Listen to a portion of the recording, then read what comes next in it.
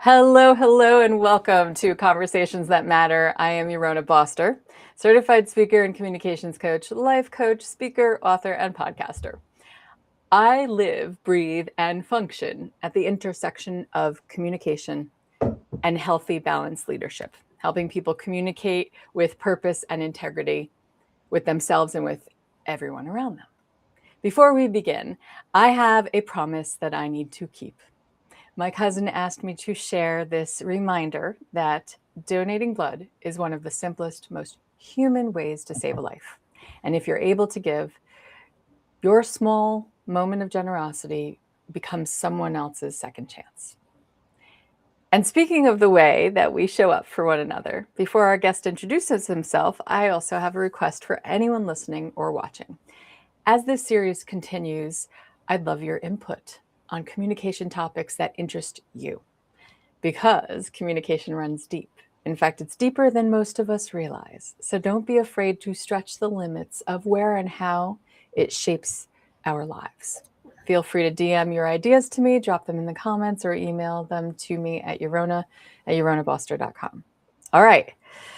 Our wonderful guest, Frank, would you tell our audience a little bit about yourself before we jump into our conversation? I got nothing. That's every podcaster's nightmare. What? No, people ask me, were you born? I'm a comedian by trade. People ask me, were you born funny? Yes, as a matter of fact, an amusing thing happened on the way down the birth canal. I know in fourth grade, I told my first joke. Kids laughed. Teacher was hysterical. She had to excuse herself to go to the teacher's lounge. I thought, I'm going to be a comedian. In 12th grade, I did the talent show. Nobody had ever done stand up, and I won. Of course, I beat the accordion player and the folk dancer. It's not a real big victory, but still a victory. Moved to San Diego with an insurance company that I was working for, my ex wife's father's insurance company, because that's what she wanted me to do. And my first open mic night, April Fool's Day, 1984, halfway through my set, I heard this inside my head: "You're home." Oh. 18 months later, I said to my girlfriend, now my wife of 38 years, I'm going on the road to be a stand up comic. Do you want to come along for the ride? Figured she'd go, hell no. She goes, yeah. So we were on the road together 2,629 nights in a row, nonstop, no home, 7 years and change. Worked with Seinfeld and Adam Sandler and Kevin James and Rosie and Ellen and Foxworthy and anybody who's pretty much anybody nowadays. And back when they were just comics. Did a little radio, 18 months, took a number one radio show and drove it to number 6 in 18 months. A friend of mine goes, you didn't just drive it in the ground, you drove that thing in the middle of earth.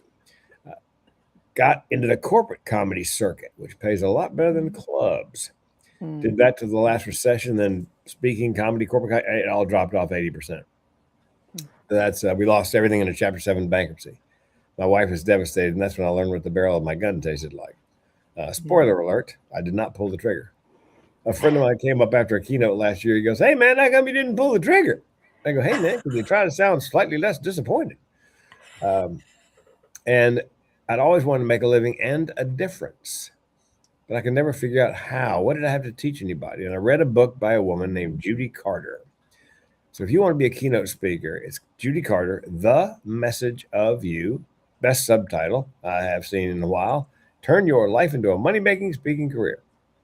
I went into it thinking I got nothing. And then halfway through, I thought, wait a minute. Given my 2 mental illnesses, near suicide, 4-time suicide loss survivor, the fact there are more nuts in my family than in a squirrel turd, I could speak on suicide prevention if I got some training, which I did. And then I thought, wait a minute, 2.5 decades of comedy, who's going to take me seriously? So I did my first TEDx talk. Start the conversation on suicide. 2 other events called. Do you have any more mental health topics? Oh, yeah. Last April, almost a year, a little less than a year ago, I did my 13th TEDx, and my 14th is booked for the fall. Each one has a little bit of something about mental illness, one aspect or another. And I became the mental health comedian.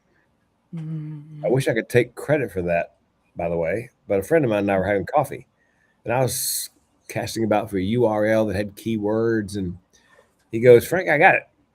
Mental health comedian. Oh my God. Yeah, 3 keywords. Very, exactly what I do. So I owe him a lot for that. It didn't cost me anything, but I owe him a lot for that moniker. So that's that, and that's what I do now. I speak on suicide and I Yeah. coach TEDx, and I coach how to make money speaking. Right. And speaking of coaching TEDx, that is where I want to concentrate our conversation today. But of course, sometimes these conversations go off the rails Really? into really deep stuff. And I love it because that's the thing about conversation. If you've ever actually read a transcript of a real conversation, it can mess with your head because they're usually extremely all over the place. They're not scripted the way that, you know, sitcoms and shows are. They're really all over the place, real, true, genuine conversations because people are connecting on so much more than words. And I think that that is really important. And it goes to the heart of what I think about when I think about the TEDx world. It's somebody who has a message to share and is saying it very succinctly. In that situation, words actually really matter. And I think I just lost Frank. Hang on one second. Let me add him back to the stream. Oh, I don't know what just happened. Right. That So is back up a the little bit. nature of live. So, I wanted to talk about that. The TEDx world has a different flavor to it than a lot of other speaking engagements, Hmm. and you and I know that very, very well. So, as a we know that a lot of people dream about giving a TEDx talk, Mhm. but they often focus on the moment on the stage itself, the red dot, the applause, the video. And I was curious from your perspective, what actually goes into earning the opportunity to Mhm. get on that stage and then leveraging it in a way that truly supports a person's I can't speak, message, mission, and work. She gets paid to Love help words. people speak. You know. I know. Sometimes you need to do that and start again. Yes, it makes you seem human. By the way, that's one of the things I teach my students is, Hang on. you make You a know, mistake, I'm human. I'm it human. just humanizes you. Yeah, exactly. And there are speakers I know who actually build in mistakes for that reason. Oh, I don't have to build them in. That's just, no. I come naturally by those mistakes. Uh, as a segue from what you were talking about to the TEDx, I tell my students, look, when you land a TEDx, they are inevitably going to tell you to memorize your talk. And you're going to nod and go, great, I'll be happy to. And you're not going to memorize your talk. You're going to memorize your outline. Because if you memorize your talk, it becomes a recitation. You're trying to remember what the next exact word or line is. If you memorize the outline, it's more of, as you said, it's a conversation. Yes, it's a It's conversation. it's like doing radio. On radio, I learned you don't broadcast to the world. You're talking as if you're talking to somebody behind the wheel in their car, just one person or two people in the car. And it's Yeah. great if you have a partner because you're essentially talking to your partner, but it's very intimate as opposed to broadcasting. So same with TEDx. If you can memorize the outline, then I think you are. But tell them you'll be happy to Yes. memorize the speech because they get their, they get their feathers ruffled if you don't. That's So true. yeah, That's true. there's a lot of people will tell you, many people, many coaches, the things you need to do to land a TEDx.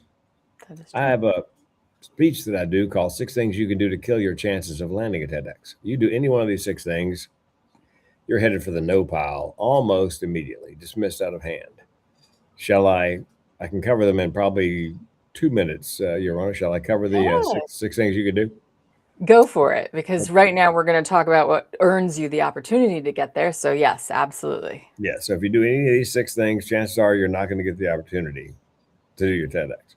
Number one, and I've heard this from organizers: too much, too many ideas. TEDx is one idea worth spreading, which, by the way, for new speakers, I believe works very well because it forces you to niche, pick a topic. Because in speaking, I believe you need to pick a lane, as you have to do with a TEDx. And I believe your TEDx is the intersection of your lived experience, your education, your passion. Whatever is in the Venn diagram right there in the center, that's what you should be talking about. So number Yes. one is too many ideas. Number two is cousin to number one. Too much about one idea. They don't want a dissertation. They don't want a thesis, Right. which is why they'll say, give us your idea in 250 characters, including spaces. Yep. Pro tip, don't give them 251. Don't give them any reason to throw you in the no pile. Well, I can't follow directions. Boom. They ask you, give it to me in 3 sentences. I helped a client fill out one the other day. Give us your idea in 8 words. Yes. Yes. Now, I figure they do that. A, as a disqualifier for a lot of people. B, because they figure if you can sum it up in 8 words, you can do it in 8 to 18 minutes. If you can't, Absolutely. probably can't. So 1 is too many ideas. 2 is too much about one idea. 3 is lack of creativity. Think about this. Picture yourself. Imagine you are on the selection committee. You've just been handed by way of the computer 100 applications, 100 applications to go through. You're not looking for the first reason to give someone an audition. You're looking for the first reason not to and move on. So it's not really an application for TEDx. It's a marketing pitch to whoever it is on the selection committee. You've got to get their attention. You have to have a hook. So slow the scroll. Something that's going to make them go, whoa, what was that? One of my clients, she did how cancer saved my life and my other fears almost killed me. Cancer saved your life. Right. I'm reading on. 2 of my TEDx talks, I didn't have to audition. They liked the title and subtitle so much. One was Suicide, the Secret of My Success, which is counterintuitive. Dead Man Talking, a play on the movie and book Dead Man Walking, something they recognize. My 5th one, my favorite, Mental Health and the Orgasm, Treat Your Depression Single-Handedly. I got a phone call from the committee. I said, am I auditioning? They said, no, you're just going to come over here and do that. So that told me that first hurdle is creativity. It needs to get their attention. Pro tip, I believe the title should be words we know the meaning of, but we don't know what you're getting at. I want to jump in. Can I jump in here for a second? Okay, because you've brought up a number of different things, and I come at a lot of what you're saying from a different avenue. It's interesting. You talked about memorization. I want to talk about that, but not just yet. But as far as the opportunity, when I'm working with my speakers, I'm often telling them, look, you have to pair things that seemingly don't go together. Tuna fish and peanut butter. You have to make it make sense that they want to hear more, or make it not make sense, but they're intrigued. It's more like, ooh, how are you pairing these things that seemingly, like you said, are counterintuitive, are counterproductive, or not quite shouldn't fit in the same place. And that is the creativity in a nutshell. I like to say it's kind of like showing them a different entrance to a house they've walked through many, many times, and suddenly you're opening a different door. It's not that you're finding a brand new thing under the sun that's never been discovered before. It's that you're giving them a different perspective that they haven't seen before. Yes, and as the improv folks say. Yes, and TEDx, I believe, likes 2 things. A new perspective on an old idea, which is what most of them are, or a brand new idea, which are pretty few and far between. And here's the thing. With those 2 things, one of those 2 things, they really love a great backstory. Yes. If you watch America's Got Talent, all those people are talented, but if you listen closely, almost every one of them has an amazing. He was in prison for 35 years for a crime he didn't commit. He sang every day. His dream was to be on America's Got Talent. Right. Exactly. Oh, Frank keeps going. I think I'm throwing us off the air. I'm not sure. It's scary. It's frightened of your screams now. But yes, that's very true. The backstory matters, but the talk can't be all about the backstory. No, a TEDx talk is not your story, and your story is not a TEDx talk, but your story is part. Yes. And in my 13, my origin story is always the same, because I can't change my origin story. I mean, it may tweak it a little bit, flex it a little bit, but it's basically the same. My mental health journey, my lived experience.